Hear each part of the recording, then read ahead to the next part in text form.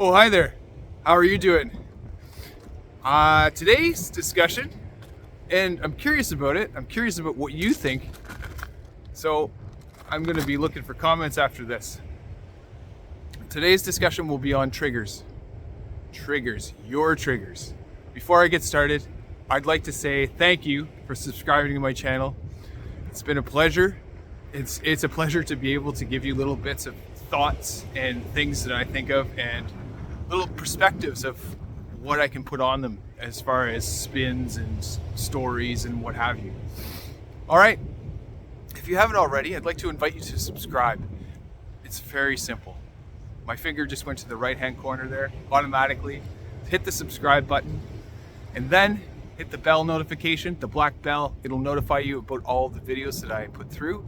It'll also notify you when the next one that is most recent will come through. Okay. No further ado, let's get started. Triggers, your triggers. What triggers you? Is it family? Is it words that people say on TV? Is it YouTube videos where you find somebody online and you look and you listen and you say, what the heck? What were they even saying? And it fires you up somehow? Well, I'd like to invite you to have a discussion about that. I would like to invite you to talk about that. Because what that's doing is it's actually providing you with a clue about you. It's providing you with a piece of information about you that needs to be looked at. Now, my triggers could look like words, they could look like feelings, they could look like things that I go through on a daily basis, but I received some feedback lately on one of my videos, and what the feedback was that one of my videos was very vague. Now, I could get all fired up about that, or I could let that go, and I could ask for some feedback on some input maybe, and what they think that they can contribute to what I can put out, or I can help them. Now, the old part of me would have gotten upset about it, wanted to fire back, but that's long ago. Instead, I invite them to say something meaningful, offer some criticism, offer a solution, and maybe teach me a thing or two, or not. That's up to you, isn't it? But what I'm talking about as far as triggers go are words, are people's mannerisms, are the ways that they get into the routine and they don't say very much, or they don't do very much, or they're the same old thing that gets them the same old response that they in turn create as a story or a complaint or whatever. And what is that for you? If I say something like crisis, if I say something like storm, if I say something like you got to do something for you, and you got to get you together, because it's only going to be you that's going to look after you, does that make you fired up? If it doesn't, that's okay too. But what I want to offer you is this. How do you look at your triggers? How do you honor them? How do you resolve them? In my mind, it's not as easy as one would think, but it's easy to observe yourself and how you feel about it, and then decide whether or not you want to get all upset about it. Here's the thing though.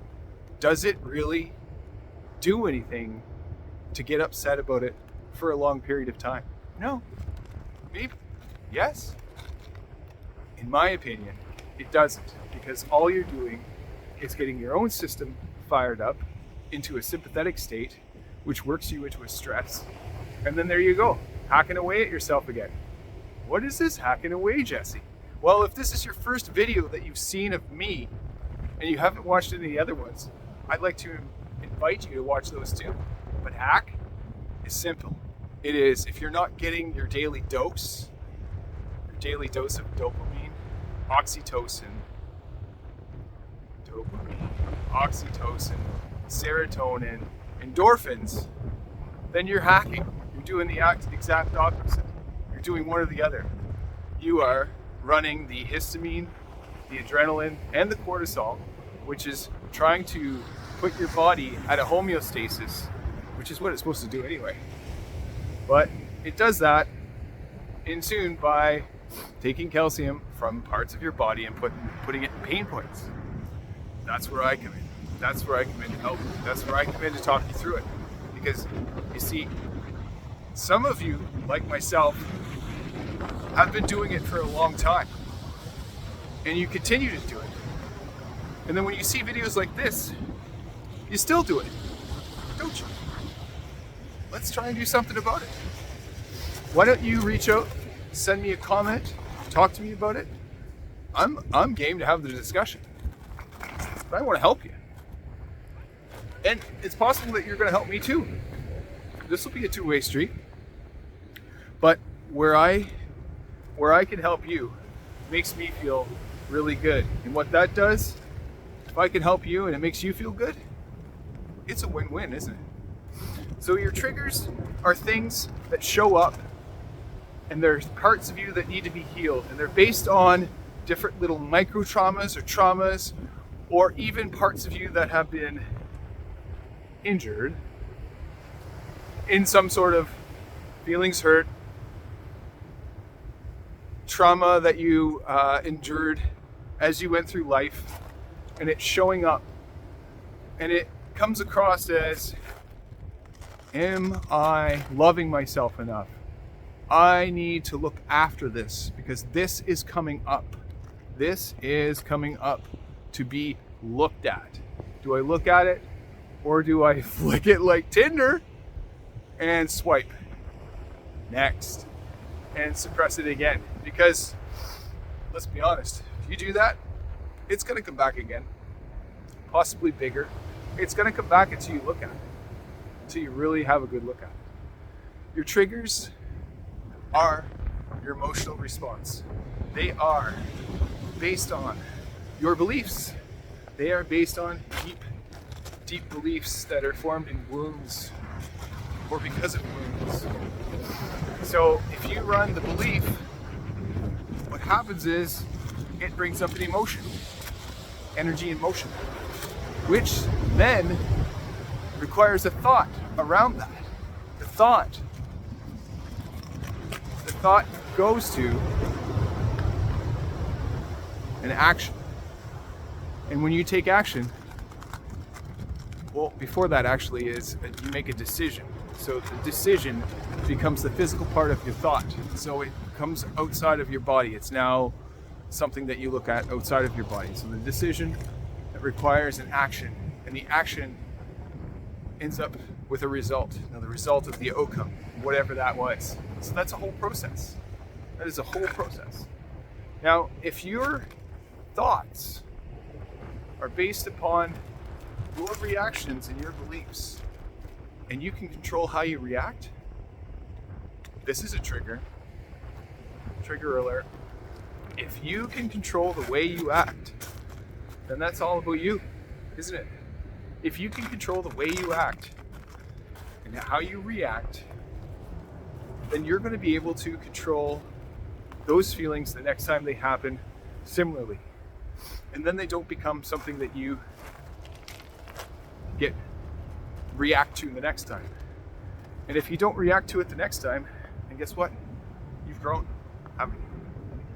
And then if you've grown, you're probably not going to make those same choices again. You're going to move on to something else. And if you're not going to make those same choices which end up with the same things that trigger you again, guess what you've done? You've taken control of your emotions, your thoughts. You've taken control of how you react. And how powerful is that to be able to do that? I want you to see the power in that. Because if you're able to do that, look at what else you can do.